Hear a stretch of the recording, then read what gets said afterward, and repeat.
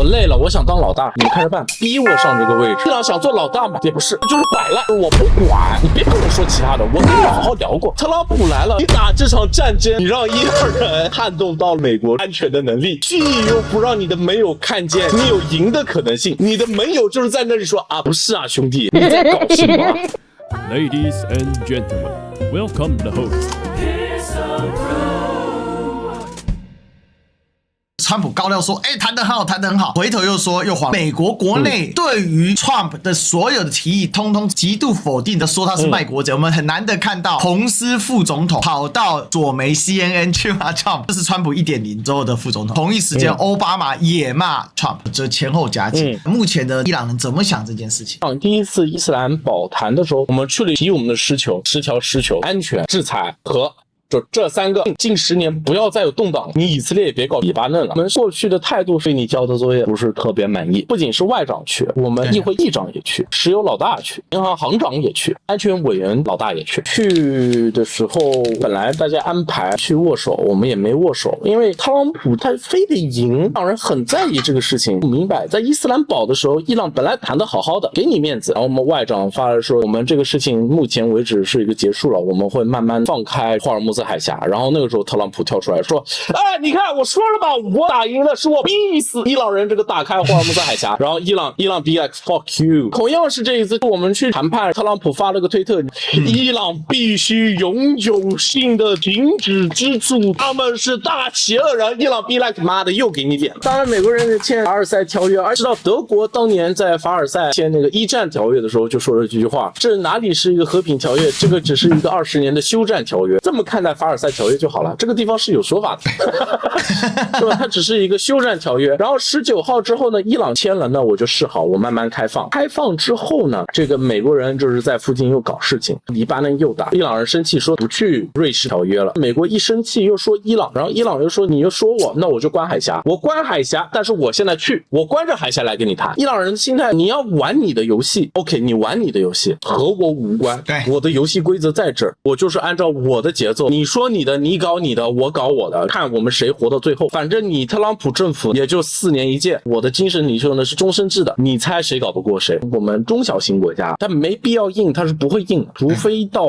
底線。我一直從2月份開始到現在6月份也快120多天了，在這個過程中，伊朗能軟嗎？他軟不下去，聽伊朗的生存底線。如果我選擇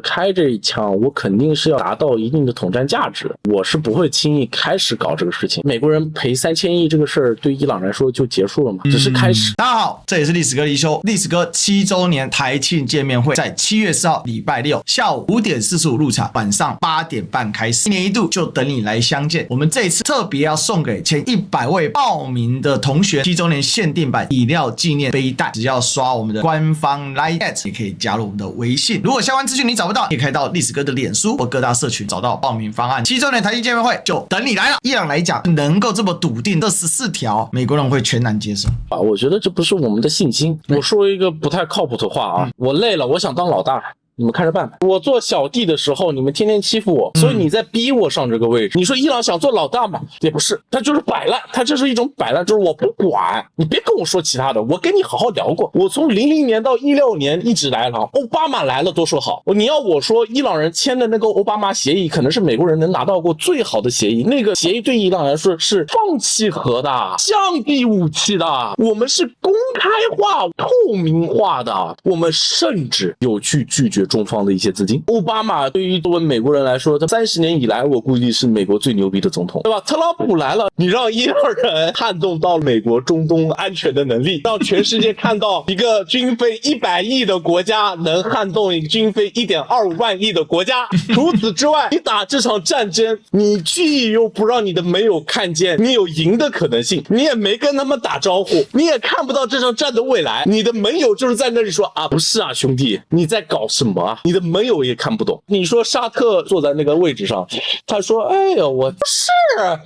我每年給你花這麼多錢，請你來保護我。我每年買那麼多美債，要的就是這個地區穩定。你搞的這是什麼垃圾呀？歐洲人在那裡打着開心，然後歐洲人打着打着，我說這怎麼我莫名其妙要開第二戰線？這個戰線好像是跟伊朗打，但是好像不是我開始的，也不是伊朗人針對我，但是怎麼俄羅斯越打越有錢，石油賣得越來越好了啦？大概是這種感覺。再來，你可以看到這些中東王爷完全的變化。沙特本來幫着美國人，現在1年50億美元搞定，打到巴基斯坦，派了一大隊的機队、大隊的維修隊、防空導彈部隊，一箭3連屬於是。進駐之後，伊朗也就不打沙特了，至少進駐之後，關鍵就沒打。因為伊朗外交界有一句著名的話：我寧願沙特和我有对等武力，我也不要美國人在中間。其實一點也不在意巴基斯坦人在沙特，因為对伊朗來講，對等的沙特阿拉伯就可以讓波灣兩岸的秩序達到一個平衡點，這個平衡點會讓外人進不來。如果讓外人進來，反而伊朗的痛點。所以本來的波斯灣是名存實亡，實際上是美國灣嘛，因為美國人在裡面各種星羅棋布的基地啊，包含他最重要的海軍第5艦隊司令部，包含他的中央司令部，所以叫波斯灣，事實上是美國灣嘛，美國人控制的。大家好，這裡是歷史哥李修，歷史哥7週年台慶見面會在7月4號禮拜六下午5點45入場，晚上8點半開始，1年1度就等你來相見。我們這一次特別要送給前100位報名的同學7週年限定版飲料紀念背帶，只要刷我們的官方 LINE@ 也可以加入我們的微信。如果相關資訊你找不到，也可以到歷史哥的臉書或各大社群找到報名方案。7週年台慶見面會就等你來了。Trump 玩法就是談判過程中就是他的目的，他沒有什麼談判結束的。Trump 就是不斷的在動態，因為他談好了，他也不會跟你承認。比如說美墨加協議，當年說他是最棒協議，推翻了 NAFTA， 就是北美自由貿易協議，但是美墨加協議到現在一邊要求他們要改啊，所以 Trump 的目標就是進談判。至於談不談得出結果，他其實不那麼重視。同一時間，伊朗的民族性也是談判是生活的一部分嘛，也是文化當中很重要的組成一部分。我之前講了一個笑話，這是3個斂財民主之戰，猶太人在歐洲斂財，伊朗人整個大亞洲到處做生意，美國人那在世界到處斂財，3個很會賺錢的民主戰爭哦。特朗普是個典型的荷蘭式談判者，正常的拍賣就是100，有人要200嘛，200，有人要300嘛。荷蘭談判从上往下，就是我先100萬啊，99萬有人要嘛，28萬有人要嘛，70萬有人要嘛。所以在我看來啊，特朗普所做的所有東西，首先把这個價格先抬到最高，伊朗必須立馬放棄第一次伊斯蘭堡的談判。他說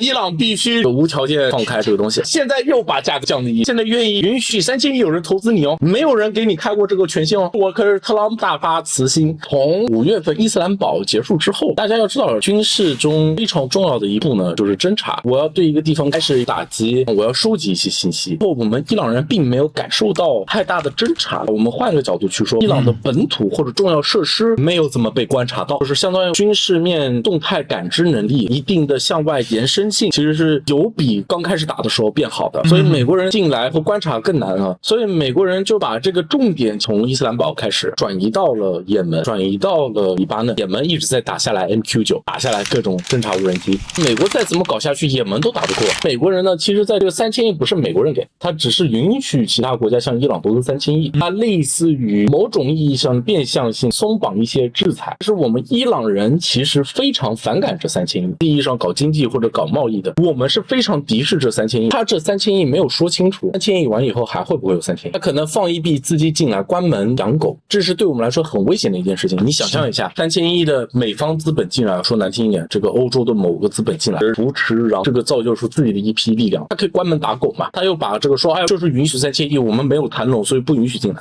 所以伊朗反而有點抗拒這3000億，很不一樣的是啊，可能這就是大家看不到的事情或者感受不到的一個事情。這3000億我找中國不好嗎？大家別罵我，這個是另一個事情。但是我退一萬步說，我找日本，沒必要找歐洲國家，再難聽點，這就是惡魔的果實啊！雖然感覺起來多數的條件是伊朗要求，但其實這3000億它去補的是伊朗毀壞的基建。那你這3000億進來，你要怎麼去對談？你是把它變成股份嗎？不可能這樣叫無償奉獻3000億吧？這是不可能的事情嘛？那1塊錢都拿不到。你知道美國人這種個性，你知道我很想跟他巴坦斯這幫人說一句話嗎？伊朗伊斯蘭共和國從來不跟恐怖分子談判，總是看到美國人電影裡面說 The United States of America never negotiates with the terrorists 啊，永遠是這樣子一個嘴臉，對吧？然後呢，最近不提了，因為美國人天天跟塔利班談判，還跟海祖布拉、跟真主黨。哎呀，你以色列，你應該跟真主黨搞好關係啊！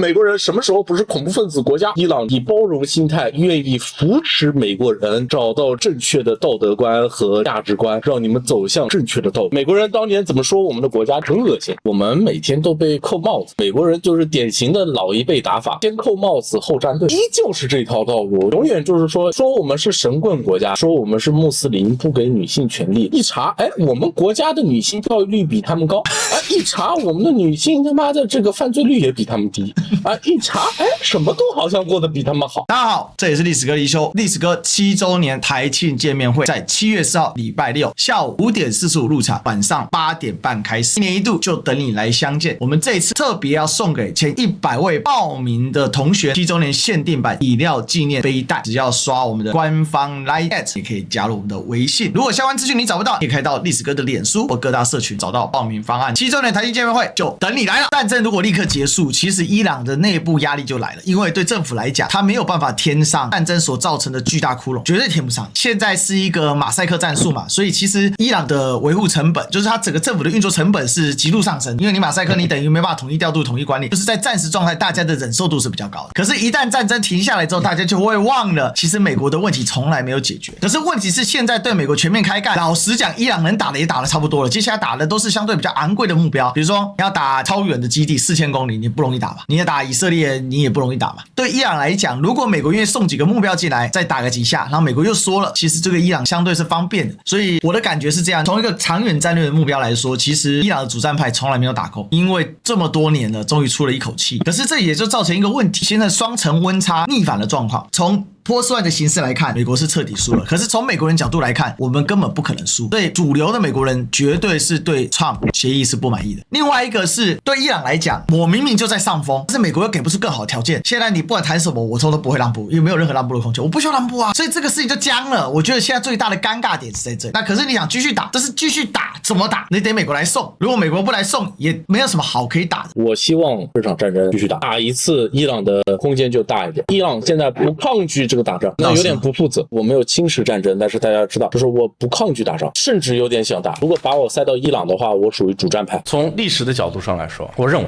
這場戰爭對伊朗發生的事情是萬幸。我們伊朗原本有一個問題，有一個強社會主義國家，我們有很多政府補貼，比如說我們的油啊，1升1毛錢人民幣，我們的電費1度2里錢，不要錢，不是分，是2里，就是2/10分美金，相當於就是1分4里錢，很便宜。不是这個電費產生的價格，而是國家進行補貼後的價格。所以伊朗的 GDP 很長一段時間來說是有30%是社會福利，是個非常危險的數字。蘇聯就是這麼沒的。伊朗呢，在過去嘗試過取消一些補貼政策，但是人民啊刁啊。如果這個戰這樣結束，伊朗有很多窟窿，人民有反應，這是說的是沒錯的。但是反而變相性的是，政府可以借這個機會取消這些政策。剛打完仗啊，我他媽沒錢了呀！總統已經說過很多次這個話了。那你來，誰不滿意誰上來，誰不滿意誰來坐我這個位置啊？我覺得耗下去是好事兒。我合法化霍爾木茲海峽一定的維護服務費的收費方式，我可以建立出新的條件。在這個過程中，雖然這個錢不是什麼錢，但是知道海的對岸有一些王爺，這些王爺他不管這麼多，他也着急賣錢，他也着急賣油。說那他們做個管道其他地方去，他如果不解決目前這個問題，他還沒到那一步，他就瓦解了。哪怕是要騙伊朗，你先放開霍爾木茲海峽也得先騙，哪怕是低頭1個月、低頭1年，他也得低頭。他可以低完頭以後上來一刀把伊朗的頭砍了，這是可以的。那麼伊朗知道這個事情，伊朗也在做自己的調整。大家好，這裡是歷史哥李修，歷史哥7週年台慶見面會在7月4號禮拜六下午5點45入場，晚上8點半開始。一年一度，就等你來相見。我們這一次特別要送給前100位報名的同學7週年限定版飲料紀念背帶，只要刷我們的官方 LINE@， 也可以加入我們的微信。如果相關資訊你找不到，也可以到歷史哥的臉書或各大社群找到報名方案。7週年台慶見面會就等你來了。那麼霍爾木茲海峽不要兩極分化，只分開和關，這是市場的認為。我開過1艘船也是開，過5艘船也是開，過10艘船也是開，過20艘船也是開。我伊朗來控制今天夠幾艘船，過誰的船，這是伊朗最大的優勢。美國人不來，那我就惡心美國人。我的 CPI 已經是4.1了，消費者物價指数，他們的食品已經漲價了。真實數據，你們陸運啊，火爆的要死。陸運現在基本上要搶火車，還不到啊。西安到伊朗的火車要提前搶1個半月。陸運到伊朗的價格是多少啊？是是普通海運的6倍。依然還是爆滿，離譜的數字。陸運本身就比海運貴，但是它依然爆滿。如果這個趨勢保持，陸運也會降價的。你猜這個海權開不開放有沒有問題？我們伊朗已經運了第2波列車運油，不怎麼賺，你就說通沒通？通了，這是很可怕的事情。伊朗經濟條件打下去，我覺得它有點，用我的話就是它是好事。我希望它爛下去，它就會變成一個小型經濟改革。對於伊朗來說。在全球安全敘事開始大於經濟敘事的情況之下，陸運某種程度上它的機會成本反而是下降。海權敘事的邏輯是建基在海洋一定是個霸主，因為海洋是流通的，不可能靠着每個分段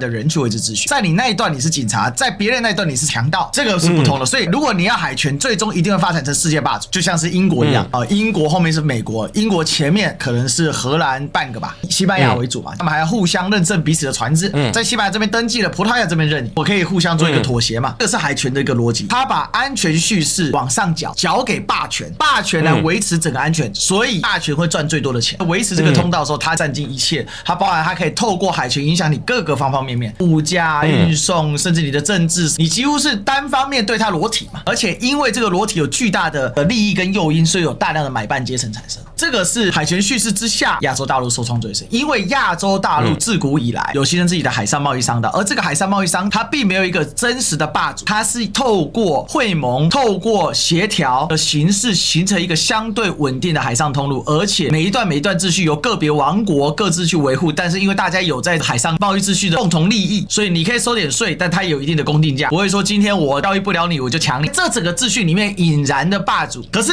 為什麼在古代海上絲綢之路這一塊，它可以找到一個平衡點？因為是它的主軸其實是陸上絲綢之路。當那個時候，不管是海上貿易或陸上貿易，它的關鍵不是走量，而是走價。它的量相對小，因為在前工業化時代的話，能送的東西並不多，它主要是走價。陸運跟海運的落差就沒有那麼大，這是很大的關鍵。也就是工業革命之後商品化的時代，因為要走量，對於海洋的控制要更加穩定，因為你會有大量的船艦，單船載運量非常的巨大，單船損失那會非常可怕。但是這個樣的敘事被美國自己搞崩了。美國接了英國的茬之後，它是滿世界部件，這個全球化，美國紅利吃盡之後，它的資本自己變形成為它在全球尋找最低的生產要素，這使得整個出現了一個急劇的一個狀況是更加的擴散到美國自己都產業空心化，他自己搞不了。而在這套規則之下，有一個國家受惠很大，也很辛苦，但也很努力，犧牲了1代甚至1.5代農民工的生活，他們的積蓄，形成第一個超10億人口工業化國家，而且形成一個巨大的市場，他來挑戰美國這個秩序。但中國挑戰這個秩序，並沒有推翻這個秩序，而是希望在這個秩序之下更公平。但這個公平對美國利益來說並不公平的。如果這個秩序公平，沒有辦法相對讓美國讓渡利益的話，美國在這套制度裡面是虧的，這就是整個衝突的起點。而在這裡面被動搖的就是海權敘事，不要跟你正面衝突，我又不想要繼續被你這樣子剝好幾層皮，因為你對我的剝削者越来越重，安全敘事就會上升。那這個上升其實反而有利於陸路的重新復甦。所以大家可以看到，整個一帶一路在中歐班列的部分，它成長得非常的快，因為它穩定嘛，而且陸上这些國家幾千年來它是找得到自己的平衡生存之道。這另外一個節點其實就是伊朗，在這裡面其實中國是很樂意跟伊朗做對接上，這個是所謂的安全敘事。美國的出現之後，你的海權反而變成反向壓迫的時候，附錄這一份價格，你扣掉了安全敘事的成本，整個機會成本是下降的，而且它比較穩定。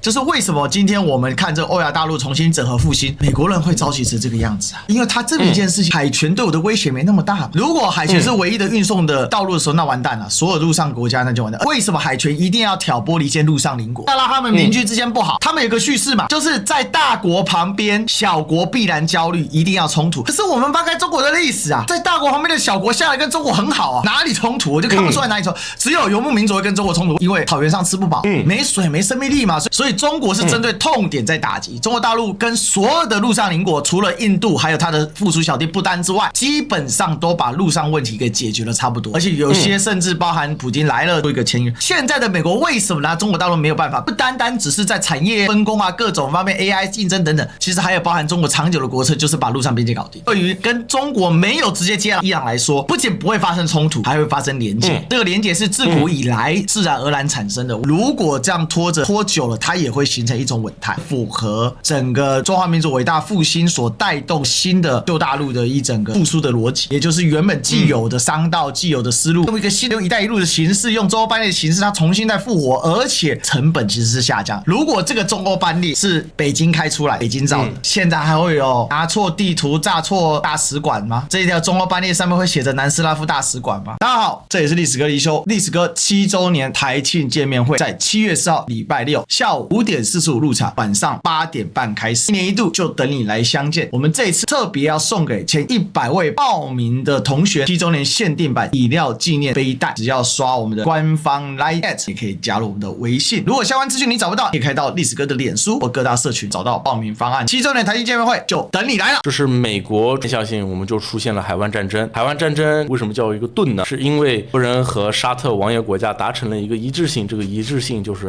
我用這美元去進行石油的交易，你沙特人或者中東石油國家，我買了你的石油之後，你拿一部分的錢回來投資我的美債，你投資我的美債，然後我繼續剩美元，讓我的國家有更多的錢，可以放更多的債，然後越來越有錢。非常重要的前提，沙特人得有錢去買美債吧？問題就是沙特人現在的油賣不出去，所以就沒錢啊。所以美國人就是會慢慢的看到的 CPI 指數是一方面，第二方面，其實因為沙特人買的這個美債還是不記名美債，這個不記名美債就是不存在，不然可以明天說不存在，它就是不存在，你拿它沒辦法的一個東西。它其實你想一下，所謂的布倫特石油現在之前是80美元、70美元，原因很簡單，因為本質上來說，這個其中就是包括給美國人的保護費在這個中間。但是現在這個保護費交不上去了，能明白吧？所以伊朗人現在就是在倒逼美國人，就是說你不來我就掐你的美債，你來我就跟你打，我想跟你打，你打了就是解放伊朗。我們外長那句話還是美國人要來伊朗，我們在等待他们，我們會繼續等待着美國人來。美國人來了，我們終於可以把我們手底下的核彈也引爆了，對吧？都沒有合法性引爆這個核彈，這個合法的引爆核彈。介紹一下伊朗和巴基斯坦的關係。伊朗和巴基斯坦的關係可以說是伊朗掐着巴基斯坦的脖子，隨時可以向伊朗開槍，伊朗隨時可以斷能源。巴基斯坦至今為止還欠伊朗不少天然氣管道啊，伊朗早就幫巴基斯坦把天然氣管道造好了，巴基斯坦呢就是一直在等機會。包括伊朗每年還是要給巴基斯坦賣大量的電，伊朗時時刻刻在給巴基斯坦供300-400兆瓦的電，所以兩個國家親近，但是求你們不要每天說伊朗和印度親近，就是要是以色列被這個西方世界拋棄，建自己新的聯盟，印度和以色列現在迅速深化。阿聯酋，索馬里的索馬里蘭去承認了索馬里蘭，不得不提的塞爾維亞，還有蘇丹快速反應部隊。這個為什麼叫它維史聯盟呢？他們就是創造新的大變和歷史，就是瘋狂拉，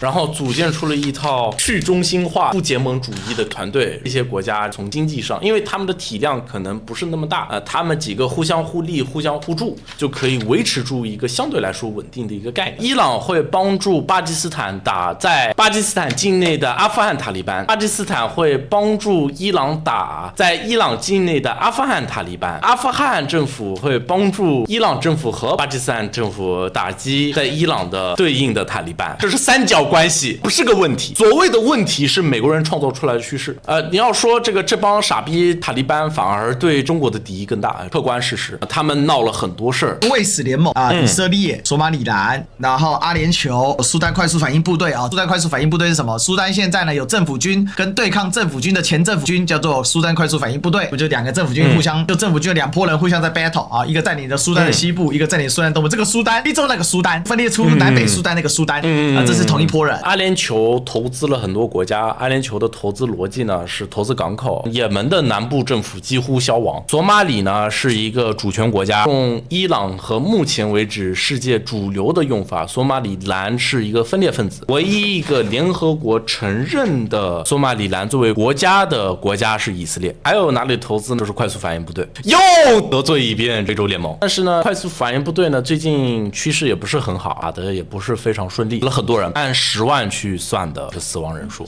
非常可怕。塞爾維亞和以色列是怎麼牽扯上關係？塞爾維亞在進行軍演的時候，閱兵的時候是阿聯酋的總參謀坐在塞爾維亞的那個位置上，就相當於阿聯酋和以色列的這個合作是超級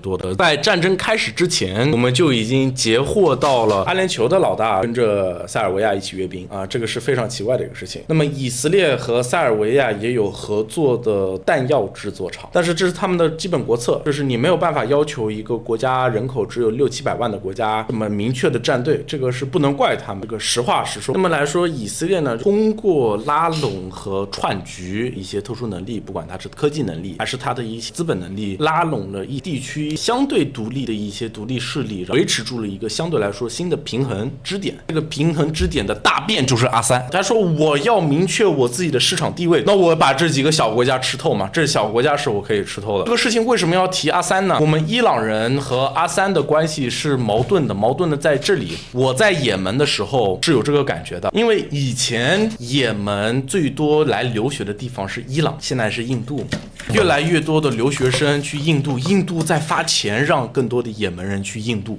學習，就是相當於發展下一個10年，下一個20年嘛，他們的下一代就是會跟印度更近，所以就是伊朗這個事情就搞得很頭痛。任何意義上的 shit。大家好，這裡是歷史哥李修，歷史哥7週年台慶見面會在7月4號禮拜六下午5點45入場，晚上8點半開始，一年一度就等你來相見。我們這一次特別要送給前100位報名的同學7週年限定版飲料紀念背帶，只要刷我們的官方 LINE@ 也可以加入我們的微信。如果相關資訊你找不到，也可以到歷史哥的臉書或各大社群找到報名方案。7週年台慶見面會就等你來了。這個比較像是投機者聯盟，其實不是。我懂，你這個名字太好聽了，我伊朗人接受不了投機者聯盟這個名字啊。我肯定要貶低嘛！菲利普是非常討厭他們當下的政府和以色列的合作，非常討厭，他非常抗拒這個。其實我可以理解為什麼塞爾維亞得維持跟以色列一定的關係，因為猶太的游說團體如果真的要搞塞爾維亞，那就分分鐘的事情。畢竟塞爾維亞最大的未爆彈是科索沃，科索沃現在對美國是200%配合，相當於是在歐洲的台獨當局。就科索沃當局現在態度跟台獨當局的邏輯是